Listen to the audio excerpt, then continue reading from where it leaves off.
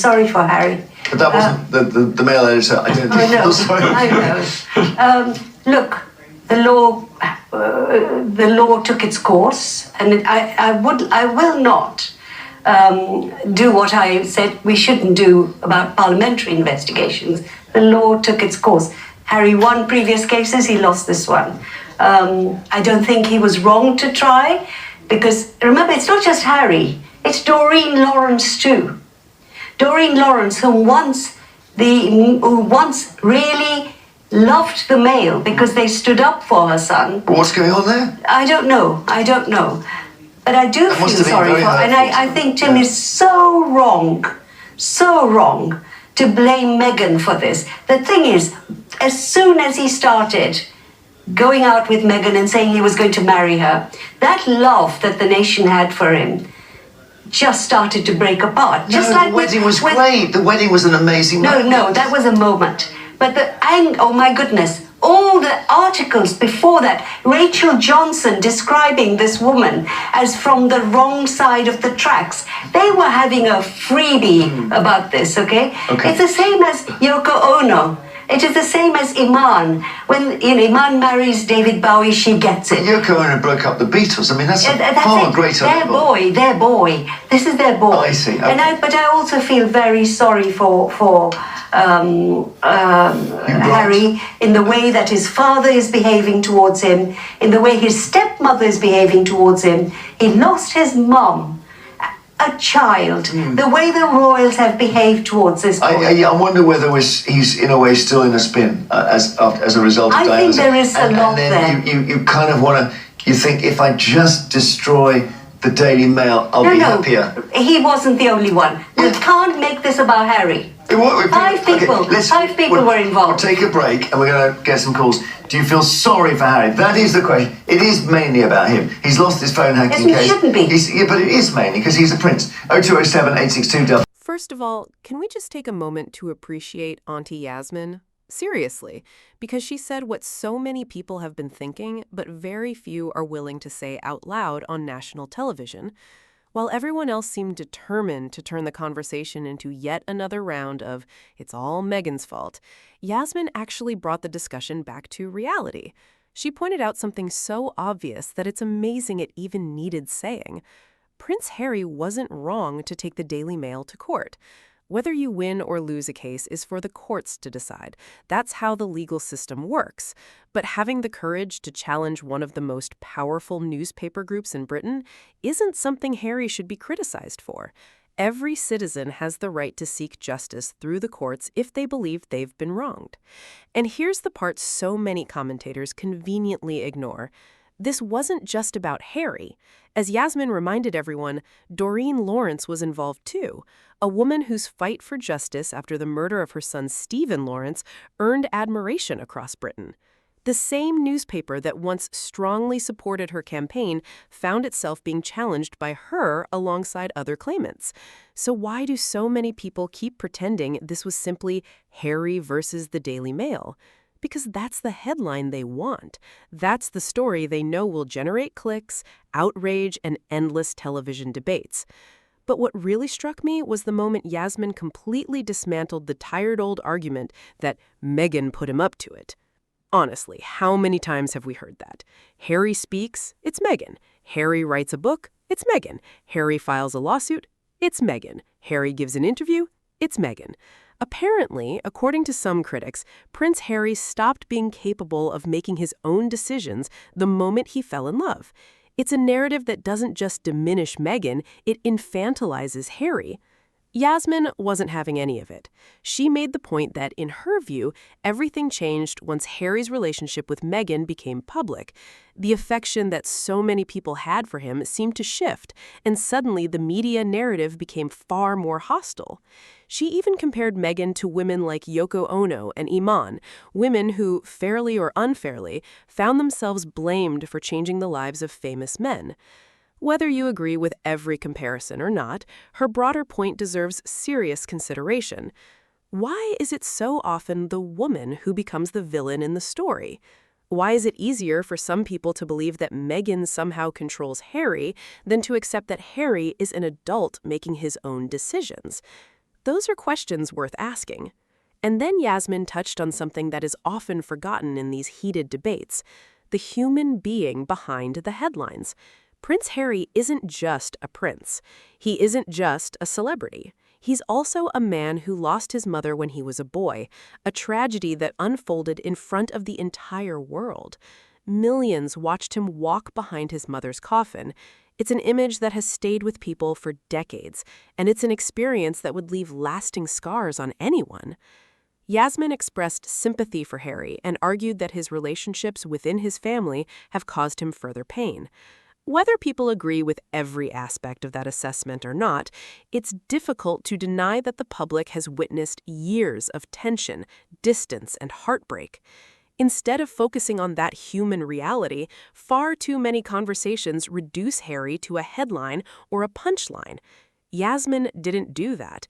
She reminded everyone that behind the royal title is someone who has endured extraordinary loss and has spoken openly about wanting to protect his own family from experiences he believes were deeply damaging. And that, for me, was the most important part of the entire discussion.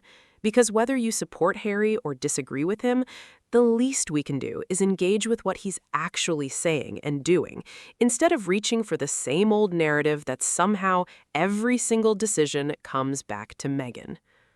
Now let's break down everything Yasmin said, why it matters, and why this conversation exposes a much bigger double standard than many people are willing to admit. She exposed a pattern that many people have noticed for years, but that some commentators still refuse to acknowledge. Have you ever noticed that when Prince Harry makes a decision, the discussion is often not about the decision itself? Instead, it immediately becomes about Meghan? It's almost automatic. It doesn't seem to matter what the subject is. Before anyone even examines the facts, some people have already decided who they're going to blame. And that's exactly why Yasmin's intervention was so refreshing. She refused to let the conversation drift into that familiar territory. Instead, she challenged everyone watching to ask a much simpler question. Why is it so difficult for some people to accept that Prince Harry is capable of making his own decisions? Seriously, this is a man who served in the British Army for 10 years. He completed 2 tours of duty in Afghanistan. He founded the Invictus Games, which has become one of the most inspiring sporting events for wounded and injured service personnel and veterans. Long before he met Meghan, Harry had already shown he was capable of making major decisions, taking on responsibility, and charting his own course. So why does that suddenly disappear from the conversation the moment Meghan enters the picture? It's a contradiction that's hard to ignore. The same people who praise Harry's military service and leadership often seem unwilling to give him credit for exercising independent judgment in his personal life. Yasmin wasn't just defending Meghan, she was defending Harry's agency. And that distinction matters.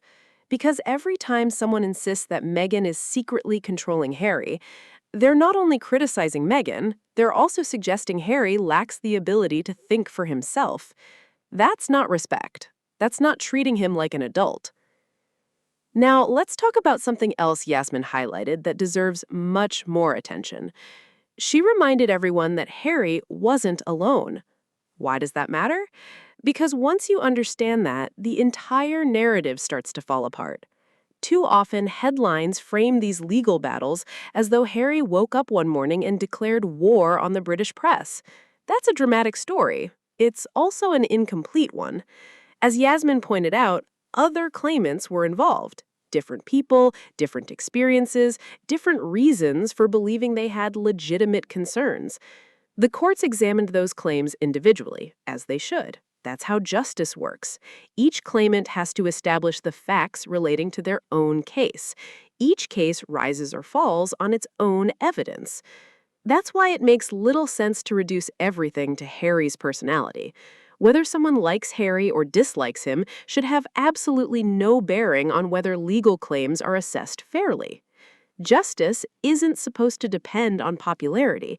It's supposed to depend on evidence. And that's one of the things that often gets lost in these television debates. The legal system isn't a popularity contest. It's not social media. It's not a newspaper comments section. It's a process. Sometimes claimants succeed, sometimes they don't. Harry himself has experienced both outcomes. That doesn't make him unique. It makes him like every other litigant who places their case before a judge. One thing I also appreciated about Yasmin's comments was that she acknowledged this reality. She didn't pretend Harry wins every case. She didn't argue that courts should simply rule in his favor because he's Prince Harry. She accepted that the law had taken its course. That's an important point. Supporting someone's right to bring a legal claim isn't the same as insisting they must always win. Those are two completely different things. Yet some commentators blur that distinction. If Harry loses a case, they celebrate as though it proves every concern he has ever raised must have been baseless. That's a leap the courts themselves don't make. Different claims involve different facts, different evidence, different legal questions. That's why each one is decided separately. Another thing that really stood out to me was Jeremy's repeated attempts to bring everything back to Harry. Even after Yasmin reminded him that multiple people were involved, he kept steering the discussion toward Harry's motivations. Now, that's understandable from a television perspective. Harry is the headline, Harry attracts viewers, Harry generates debate. But Yasmin kept trying to broaden the conversation. She was essentially saying, don't lose sight of the bigger picture. And I think she was right. Because if discussions about media accountability become entirely focused on one celebrity, we risk missing the broader questions. How should powerful newspapers be held accountable when disputes arise? What responsibilities do journalists have when reporting on public figures? Where should the balance lie between freedom of the press and an individual's right to privacy? Those are complicated questions. They're worth debating seriously. Reducing everything to Harry versus the newspapers oversimplifies an issue that affects many people beyond the royal family. Then there was another moment that caught my attention. Jeremy suggested that perhaps Harry believes that if he could somehow destroy the Daily Mail, he would be happier. Now, I understand why people speculate about motivation. Public figures invite scrutiny. But I think it's important to separate speculation from what Harry has actually said publicly over the years. Harry has consistently spoken about wanting greater accountability within sections of the media and about the impact that intrusive reporting had on his life and on those closest to him. People can agree with that. People can disagree with that. But it's more productive to engage with those stated concerns than to assume motives that Harry himself hasn't expressed. That's one reason Yasmin pushed back. She wasn't saying Harry is beyond criticism. She was saying that reducing everything to psychological speculation ignores the substance of the issues being raised. And I think viewers deserve better than that. They deserve conversations based on evidence rather than assumptions. Here's another point that often gets overlooked. It's perfectly possible to support a free press while also believing that newspapers should operate within the law. Those two ideas aren't enemies. A free press plays an essential role in any democracy. It investigates, it informs, it holds powerful people to account. But with that freedom comes responsibility. When disputes arise over reporting methods or privacy, that's precisely why courts exist, to determine whether legal boundaries were respected. That's a distinction worth remembering. Unfortunately, in heated public debates, those nuances often disappear. Everything becomes a battle of heroes and villains. Everything becomes black and white. But real life rarely works that way. The conversation Yasmin tried to have was more nuanced than that. She was asking people to stop viewing every issue through the narrow lens of royal gossip. Instead, she encouraged viewers to think about fairness, about consistency, about whether Harry is being judged by the same standards as everyone else. Those are reasonable questions, because whether someone admires Prince Harry or strongly disagrees with him, fairness should never depend on whose name is in the headline. And perhaps that's why Yasmin's contribution stood out so much. She wasn't interested in the easy sound bites. She wasn't interested in recycling the familiar talking points. She wanted people to look beyond the stereotypes and consider the bigger picture. In today's media environment, where outrage often gets more attention than thoughtful discussion, that's something I think deserves recognition. And if nothing else, this debate reminds us of one important principle. Every person, whether they're a prince, a politician, a celebrity, or an ordinary citizen, has the right to seek justice through the courts and to have their case judged on the evidence, not on preconceived narratives. That principle shouldn't change simply because the person walking into the courtroom happens to be Prince Harry. Thank you for watching, and I will see you in the next one. Smiley here, and have a blessed day.